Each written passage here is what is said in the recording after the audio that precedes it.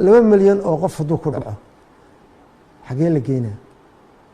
oksijiinka ku filan xamar taala ama Soomaaliya taala xageeta ma la heli karo marka maxaa fiican maaskiga inaad qaadatid oo sanka ku xiratid gacmaha inaad saabuun biyo iskaga dhaqatid 20 ilaa 30 ilbiriqsi haddii kale jeermidilaha aad sidoo kale ku samaysatid inaad adoo taasna qabatana samaynayaan meelaha lagu badan yahay dadku iskugu tagaan inaad ka durugtid oo ka fogaatid oo aad samaysid intaas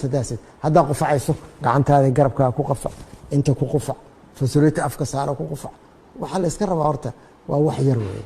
waxaasna wax qof walba uu samayn karo waa fardul cayn weeye qof walba hadduusan samayn waa dhacaysa walaalayaal dad waayeela awoowe iyo aabe iyo adeer iyo hooyo iyo habaryar iyo eedo iyo abti iyo adeer aan naga dhimanayo nin jecel ma jiro gurigiisa inuu ka dhintaan maanta haddaa gadaal u fikirtid maanta magaalada xamar haddaa gadaal u fikirtid inta isbitaalka timaada 5% ma dhamaa inta banaanka ku dhimata oo magaalada joogta qabuurihii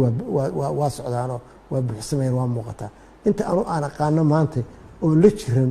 oo qaarkoodna dhinteen ayaa ka badan inta isbitaalka maanta taala waxaan rabaa inaan idiin sheego